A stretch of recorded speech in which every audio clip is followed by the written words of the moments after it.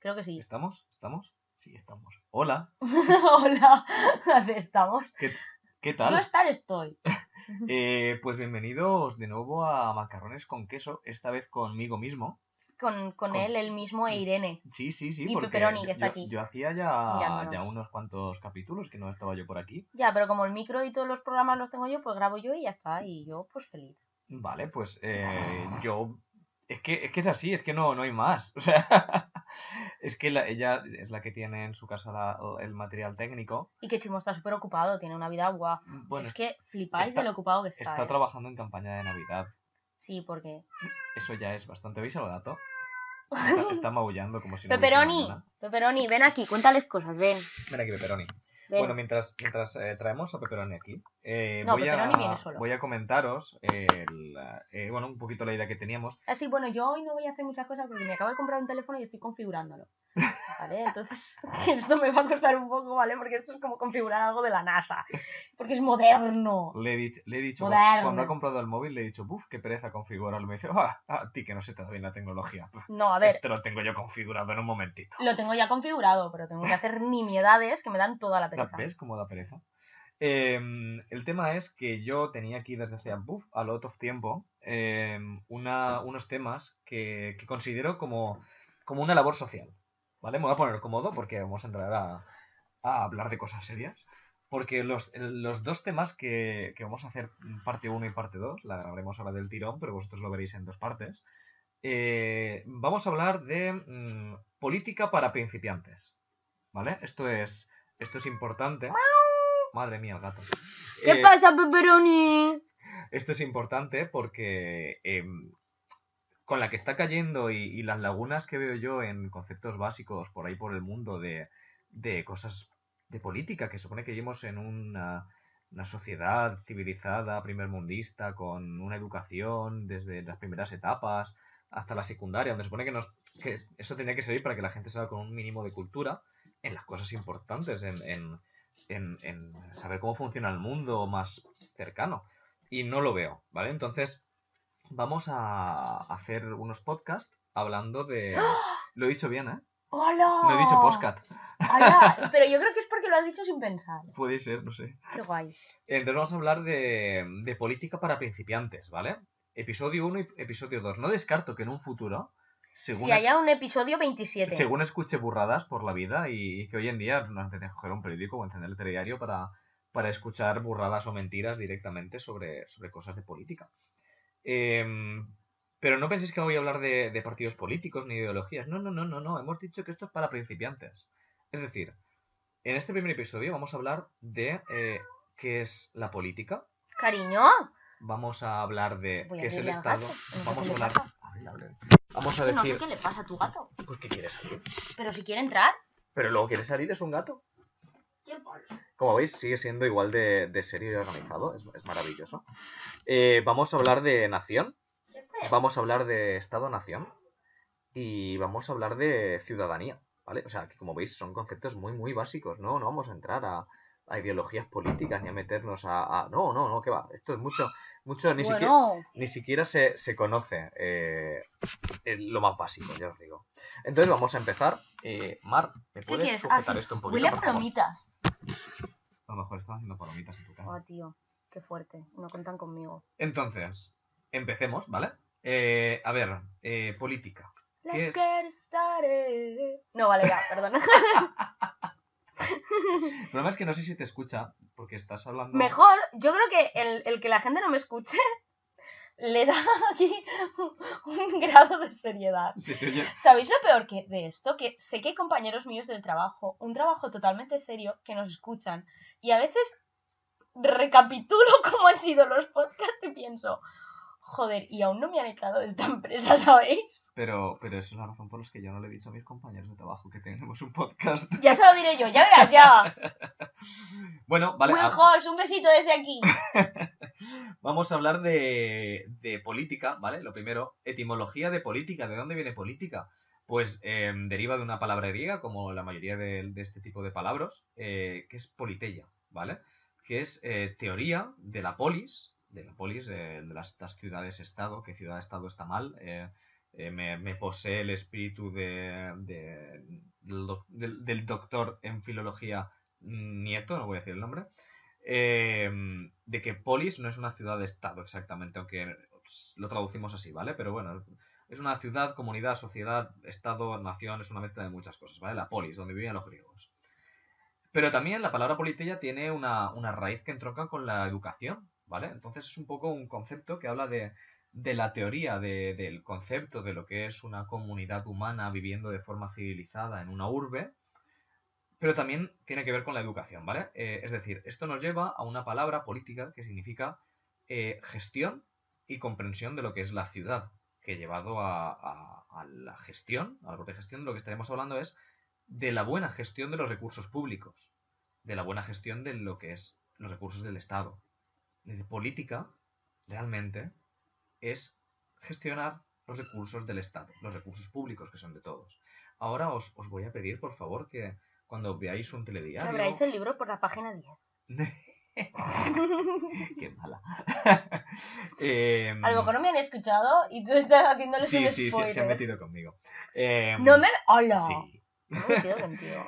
Entonces yo voy a hacer una cosita, ¿vale? Os voy a proponer una cosita, que es que cuando veáis un telediario o escuchéis a un político en un meeting o en una tertulia de opinólogos, os paréis a contar cuántas veces hablan de gestión de los recursos públicos, ¿vale? De la gestión del Estado. Y bueno, si tenéis suerte, a lo mejor escucháis una o dos veces nombrar cosas a un político sobre gestión, que oye, eso ya es daros con un canto a los dientes. Entonces, cuando tenemos ya claro qué es esto, ¿vale? Pasamos a lo siguiente. Estado. La gente se piensa, o gran parte de la gente se piensa que sabe qué es el Estado, qué es un país y qué es la nación. Y en el mejor de los casos tienen una idea aproximada, en el peor de los casos se piensan que es la misma cosa con distintos nombres. Y no es así, ¿vale? Para partir un poco de la explicación, voy a partir de las definiciones que las he buscado, de que me aparecen en Google. Tú googleas y lo primero que te sale con Estado es comunidad social, ¿vale? Comunidad social, primera concepto guay, con un organismo, una organización política común y un territorio y órganos de gobierno propios que es soberana e independiente de otras comunidades, ¿vale? Es decir, comunidad social, conjunto de personas que tienen una política que la hacen al mismo tiempo, que la hacen en consenso, que tiene un territorio, se asocia a un territorio, ¿vale? Porque el Estado llega hasta donde llega su poder y impone sus impuestos. Por cierto, que no se engañen nunca. El Estado es todo aquello, o sea, gobierna sobre un lugar aquel que cobra los impuestos. Y eso es así. O sea, eso es una máxima histórica que tenéis que saber. Pensaba que me lo decías a mí, me he girado. No, no te lo decía a ti, yo era lo una sé. pregunta retórica a los espectadores. Oyentes. Oyentes. Ay, es verdad, me soy espectadores, ¿por qué? Pues porque tú quieres que nos vean la cara, pero no sale tan bien. No quiero que nos vean la cara, créeme. Entonces, tiene unos órganos de gobierno, ¿vale? Y ante todo es soberana e independiente, ¿vale? Es decir, que elige por sí misma las políticas que se llevan a cabo en ella, sin nadie que les diga cómo tiene que hacerlo. Y bueno, es independiente pues precisamente por lo mismo, ¿no? Porque no ha sido invadida por otro estado, y tiene soberanía y libertad para elegir lo que quiere para su futuro y el de sus ciudadanos. Ejemplos, ¿vale? Esto me viene guay porque hoy en día se utiliza mucho en la tele. Voy a recurrir mucho a esto de la tele y la radio y las cosas que se dicen, pero es que es lo que me ha motivado a hacer este podcast. Que es el hablar de... Hubo una frase, no voy a decir quién la dijo, ¿vale? Porque no quiero entrar en movidas de política, pero un político, un líder de un partido muy importante de este país, hace un año o dos, le escuché decir una frase que venía a ser... la digo de memoria, ¿eh? España es lo primero y es más importante que los españoles, y cualquier español lo entiende. A mí eso me rompió por la mitad. Me rompió por la mitad. Porque ¿qué hemos dicho que es un Estado? Una comunidad social. Es decir... Madre mía, la chapa que estás Estoy dando una chapa. Pero es que estos dos podcasts son necesarios. Porque me enfado mucho. Yo veo la tele, me enfado mucho y tengo que ponerlo en cualquier sitio. Y os ha tocado a vosotros. Y os ha tocado a vosotros. Os ha tocado a vosotros porque se da cuenta que cuando me habla a mí de estas cosas, pues yo desconecto el cerebro. Vais a aguantar la chapa porque creo que es importante y creo que es necesario. Esto me rompió el cerebro porque hemos dicho que el Estado es una comunidad social. Es decir, las personas pueden vivir sin Estado. Las tribus no tienen un Estado. y la comunidad social existe. Pero el Estado no puede vivir sin la comunidad social, es un oxímoron, no tiene sentido. Es como, no sé, o sea, es que es como decir bajando arriba o el agua está seca o fruto seco en una piscina, que también es un ¡Frutos oxímoron. checos!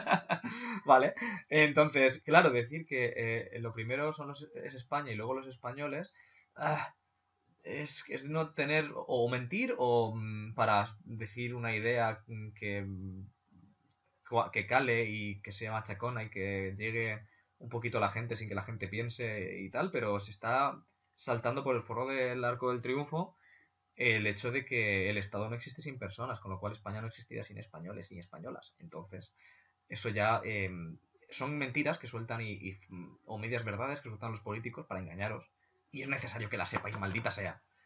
Entonces, como ejemplo de que hubo gente hace muchos años, muchísimos años, que esto lo tenía claro, cuando veáis una moneda de Atenas, esta en la que un dracma ateniense, esta es que aparece un búho así como de perfil, ¿vale? Que son monedas de plata. En la parte de detrás, ¿vale? Pues vosotros sacáis un euro, en la parte de delante está el número, el uno, y por detrás aparte está la cara del rey de turno, del emérito del actual, aparece pues una palabra que pone España y la fecha, ¿vale? Pues en los dracmas atenienses pasaba exactamente lo mismo. Lo que pasa es que en los dracmas atenienses no ponía Atenas, ponía los atenienses, porque ellos tenían claro de que Atenas eran los atenienses y de que hablar de Atenas no tenía sentido si no hablabas de los atenienses. Y es que es eso, ellos lo tienen mucho más claro que nosotros, a lo mejor por eso crearon la democracia, porque lo tienen mucho más claro. Y en la Edad Media, por ejemplo, lo que ocurre es lo contrario, ¿vale? No existe el Estado, no hay ciudadanía, ni hay Estado, ni hay órganos de gobierno hasta que no se cree el feudalismo. Por eso la Edad Media es un caos, porque es la privatización absoluta del Estado.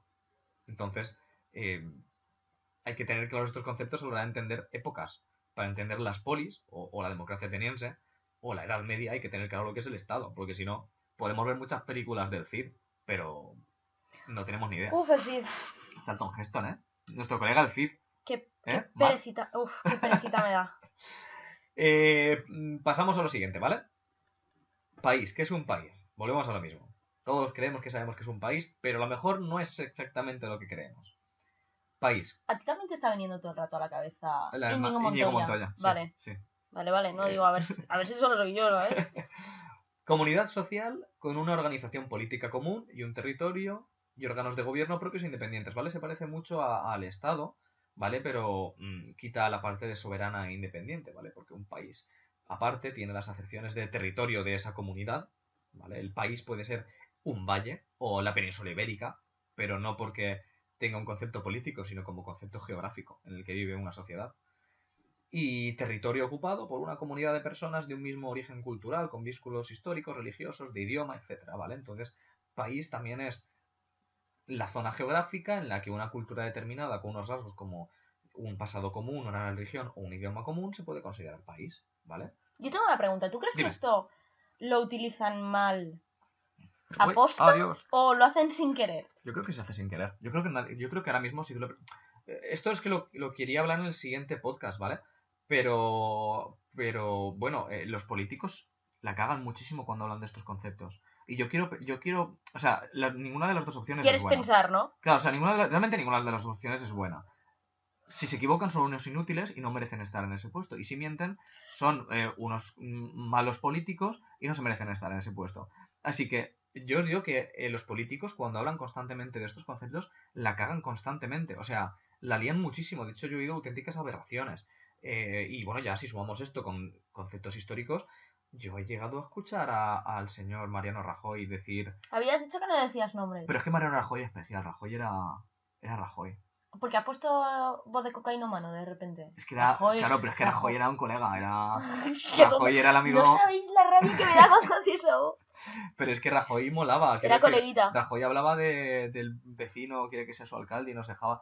Todos echamos de menos a Rajoy por las risas que nos hemos... Yo digo no, a lo mejor todos no, ¿eh? No, bueno, pero entiéndeme, por las risas... pero por lo menos... ¿Por los loles? Por los loles. Claro. Por las risas. Entonces, Rajoy es especial, quiero decir, Rajoy tiene esa faceta humorística que, bueno... Que no, ni él se esperaba. que ni él se esperaba, pero oye, estaba ahí. Rajoy llegó a decir que el Estado-Nación español tenía 3.000 años de antigüedad, que dices, te has quedado a gusto. Ahora veremos por qué, lo vamos a ver enseguida. Quedaos con lo del Estado-Nación, además, porque utilizó esa expresión. O bueno, cuando otra política de la Comunidad de Madrid dijo, España es una nación también con 2.000 o 3.000 años de historia. Y dices, con dos cojones. Ya hemos oído lo que es Estado, ¿vale? El Estado español viene de un único Estado unificado español. No de cuando en la comunidad, en la península ibérica, había una serie de reinos entre guerra entre ellos. Uf. Claro, que eran estados diferentes, porque eran comunidades sociales distintas, con políticas distintas, territorios distintos en función a las invasiones, órganos de gobierno diferentes, y que eran soberanas e independientes entre ellas, y por eso se hacían las guerras entre ellas, ¿vale? Sí, hoy en día le hablamos a toda esa historia de España, pero en aquella época no era España, era otra cosa. Entonces decir que en aquella época ya existía el Estado-Nación español, pues No, es fliparse bastante. Pero bueno, corramos un estúpido. Pero os queremos igual. Os queremos igual. País. Incluso a los tontitos hay que quererlos, siempre. País es una palabra que viene sobre todo de territorio, ¿vale? Muchos libros medievales o del Renacimiento o posteriores, ¿vale? Se utiliza mucho en muchos clásicos la palabra país como pues un valle, una meseta, una zona geográfica X, y se llama el país, ¿vale? Las gentes del país, a lo mejor habla de un valle. Entonces tiene ese toque, ¿vale? Entonces vamos a decir que país es la geografía, ¿vale? Asociado a la gente que vive en esa geografía, ¿vale? Pero más relacionado con eso, con una comunidad en un lugar. Hemos dicho que el Estado es la política en común, los órganos de gobierno, el país es el lugar donde viven y las características culturales de la gente que vive en ese lugar concreto. Y ahora vamos a hablar de la palabra nación, que es una palabra que últimamente se emplea muchísimo. La palabra nación, vamos a ver. La palabra nación, habrá mucha gente que dirá, por la fecha que voy a dar, no, pero es que antes también se utilizaba la palabra nación y ya se utilizaba antes del 1789. Hombre, sí, pero las palabras cambian de significado. La nación no se hablaba igual, no se decía por el mismo sentido o para las mismas cosas en el siglo XV que en el XIX. Es decir, cuando tú ves que una persona del siglo XVI dice la palabra nación en un libro, se está refiriendo al concepto de país, a lo que decíamos, esa mix entre territorio y tierra y personas que lo habitan y su cultura, era un sinónimo de país en aquella época, ¿vale? Entonces, a partir de la Revolución Francesa, 1789, tenemos otro concepto diferente, que es el de conjunto de personas de un mismo origen étnico que comparten vínculos históricos, culturales, religiosos, sociales, etc. Y una comunidad social con una organización política común y un territorio y una organización de gobierno propios. Y aquí viene la enjundia del asunto, que es soberana e independiente. ¿Cuál es la diferencia entre nación y Estado? Porque prácticamente son las mismas definiciones, ¿vale? El Estado puede ejercerlo cualquiera. La nación es el conjunto de personas que viven en ese país con un Estado que les gobierna. Estáis viendo cómo pasamos a una mentalidad un poquito más ilustrada que tiene a las personas en cuenta dentro del juego de la política. La soberanía del rey, de un rey medieval que era señor del Estado, no es lo mismo que la soberanía del conjunto de personas de un mismo origen étnico que comparten vínculos históricos. Porque aquí en Nación no hemos oído, no hemos hablado de órganos de gobierno, hemos hablado de un gobierno propio, que puede ser el de las propias personas. Entonces, nación se refiere al conjunto de personas que viven en un país y tienen un Estado. La nación se utilizó en la Revolución Francesa para decir aquello de la soberanía del pueblo. La soberanía la tiene el pueblo. Después de la invasión de Napoleón, cuando llegó Fernando VII, el ariete del reino. Ay, por favor, ya os contaremos por qué le llaman el ariete del reino. Puedes contarlo ahora, quiero decir, bueno, qué pues mejor que el que señor terminar, tenía- el señor te- qué mejor que terminar este podcast contando lo del ariete Sí, del reino. hacemos una cosa, me quedan dos conceptos que terminar, me quedan 2 minutos y conto la ariete del reino, ¿vale? Vale. Y terminamos. Pero que no se nos olvide contarlo, ¿eh? No. Por favor. Como decía, Fernando VII, el ariete del reino, llegó y quiso volver al absolutismo, ¿vale? Después de la Constitución de Cádiz, de la Pepa, que lo que daba la Pepa, la Constitución, era la soberanía, se la daba al pueblo. Porque esto nace con las ideas de la Revolución Francesa, con las ideas liberales. vivimos en una sociedad liberal, una sociedad capitalista, y el capitalismo político, el liberalismo político, lo que trajo fueron estas ideas en un principio. Si es que el liberalismo en el siglo XIX era súper progre, era súper de rojos. Era súper guay todo. Realmente, no sé qué... O sea, ¿Qué ha pasado? el siglo XX le hizo mucho daño al liberalismo. Pero bueno. Es que me encanta de qué ha pasado. El tema es que cuando tú tienes un señor que te viene a instaurar el absolutismo, aparecen frases entre sus defensores como que vivan las cadenas, que muera la nación. Que muera la nación. Esto es una frase que viene ante las críticas de los liberales que habían hecho la Constitución de Cádiz durante la guerra, que les decían que acabar con la Constitución y acabar con el liberalismo y la soberanía del pueblo era volver a la época de las cadenas, la época medieval, a lo que contestaban los partidarios de Fernando VII, pues que vivan las cadenas, que muera la nación. ¿Por qué que muera la nación? Porque estaban refiriéndose a la soberanía que pretendían que emanase del pueblo. La nación era la palabra que representaba al conjunto político, soberano, con capacidad de decidir e importante. Entonces, es diferente de país y es diferente de Estado. Por eso aparecen y venimos ya a un siglo XIX avanzado, casi al siglo XX, que aparece el concepto de Estado-nación, que es el lugar en el que coincide la nación, ese pueblo soberano que vive en un lugar con una cultura propia, con un Estado. Porque el Estado no tiene por qué, solamente tiene que ser soberano y tener independiente y gobernar y pedirle impuestos a la gente de un territorio. Pero a lo mejor un Estado podía gobernar sobre naciones diferentes, ¿vale? Porque gobernaba sobre pueblos diferentes. Maravilloso ejemplo del Imperio Austrohúngaro, que era el máximo exponente de esto. Un Estado que gobernaba sobre diferentes naciones. Entonces, ¿qué es lo que une el concepto de Estado-nación que sobre todo se da después de la Primera Guerra Mundial? Que el Estado coincide, las fronteras del Estado coinciden con las fronteras de la nación. Entonces empiezan unas políticas de unificación, de uniformización. Napoleón cuando llegó a París no sabía hablar parisino. El francés de hoy en día es parisino. Me parece maravilloso el concepto ese. ¿Qué ha pasado en este tiempo? Pues que el Estado-Nación ha acabado con todas las lenguas que no eran el parisino, ha puesto una cultura homogénica como francesa, que realmente es la cultura parisina, y ha aplastado a las otras expresiones culturales en favor de una homogeneización para hacer coincidir las fronteras del Estado con las fronteras de la nación. Aquí en España uno de los problemas que han tenido el nacionalismo español es que nunca ha conseguido eso. Y ese es un problema. ¿Que no hemos conseguido qué? Que no ha conseguido. No hemos hecho coincidir las fronteras del Estado desde mi punto de vista, gracias a Dios. Pero no ha conseguido hacer homogenizar, aplastar al resto de culturas. Porque, por ejemplo, la España, con Fernando Felipe V, lo que hace es hacer que todo sea Castilla. Las Cortes de Castilla, las políticas de Castilla, las leyes de Castilla, los aranceles de Castilla. Y se llama España por el territorio que era considerado Hispania en un principio y luego había cogido el nombre de España con el uso. Pero, aunque consiguió eso, consiguió hacer que todo el Estado fuese Castilla, España, no consiguió aplastar al resto de naciones o de culturas. Con lo cual, España es una anomalía dentro de los Estados-nación occidentales. Y os he puesto el ejemplo de Francia porque Francia es el canon. Es el ejemplo para concebir y para entender el Estado-nación. Y el ejemplo de Napoleón es maravilloso. Entonces sabemos lo que es Estado. Napoleón en sí. Napoleón es genial. Llegó allí hablando corso y dijeron, ¿qué dice este señor bajito? Y ¡Señor! Claro, ya sacó los cañones a la calle y dijo, bueno, vale. ¡Ah, era eso lo que nos estaba diciendo! Claro. Entonces sabemos lo que es política, sabemos lo que es Estado, sabemos lo que es país, sabemos lo que es nación, sabemos lo que es Estado-nación y evidentemente pues sabemos que todo esto, cuando aparecen los Estados-nación y la nación, la soberanía del pueblo, pues se recupera un concepto que había desaparecido, que es el concepto antiguo de Roma, de Grecia, el de la ciudadanía, ¿vale?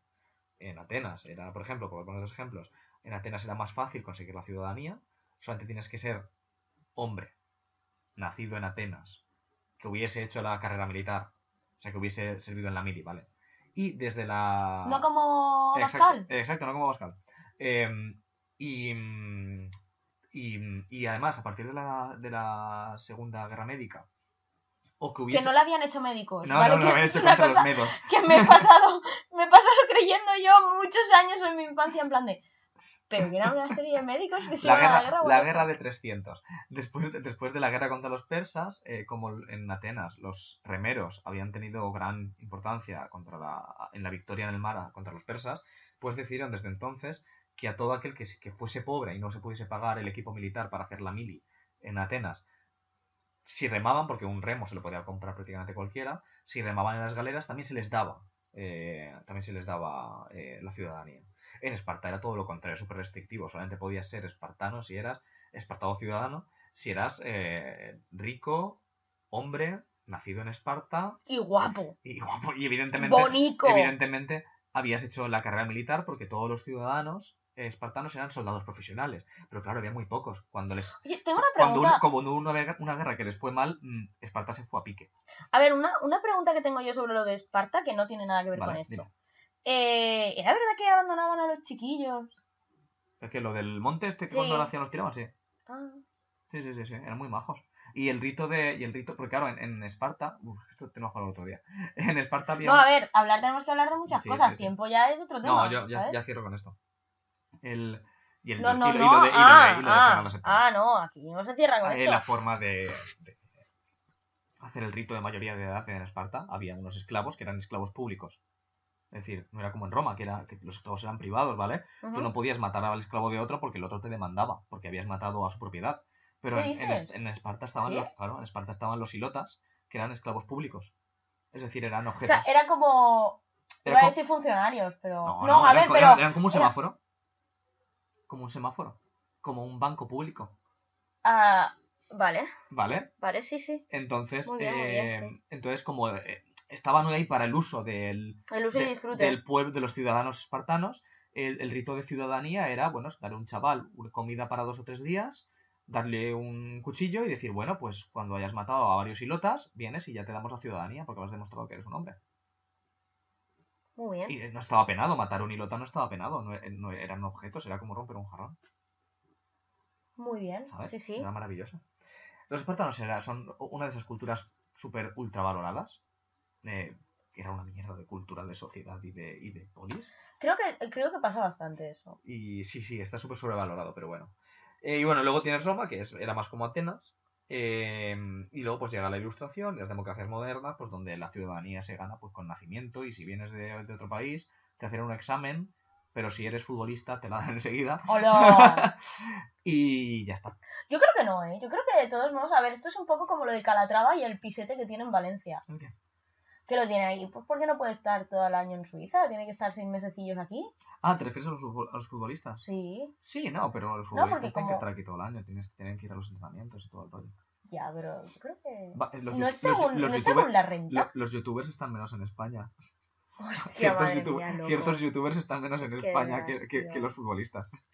Bueno, para cerrar, voy a contar lo de la Guita del Reino. Bueno, para decirlo rápido, Fernando VII... No le digas rápido, dilo bien. A ver, te quedan Tenemos 2 minutos. 2 minutos, vale. Fernando VII, aparte de ser, de ser intelectualmente deficiente, no era enfermedad, es que era gilipollas. Yo creo que es la maravillosa frase de al labrador tonto. Al labrador tonto, patata gorda. Pero... Ya ves, pero muy gorda, ¿eh? Hostia, sí, Fernando VII lo leo mucho. Os recomiendo que veáis en Wikipedia su biografía, es genial. Pues Fernando VII tenía un pene... Tenía gigantismo. Tenía gigantismo, es que como digo, o sea, clínicamente deforme, pero hacia lo grande, ¿vale? Entonces, bueno... O sea, mirad una imagen de una tortuga haciéndolo con otra tortuga y un poco el ejemplo es el ese. negro del WhatsApp. Bueno, sí, y la cuestión es que, bueno, pues le llamaban el Guita del Reino, simplemente. Era lo único de lo que podía fardar Fernando VII, porque de todo lo demás... Ya, imaginaos que solo tuvo una hija y fue Isabel. Ya, hombre, eso no le daba facilidades a la hora de concebir. Pero bueno, pues nada, chicos y chicas, aquí hemos terminado hoy. Política para principiantes, episodio 1.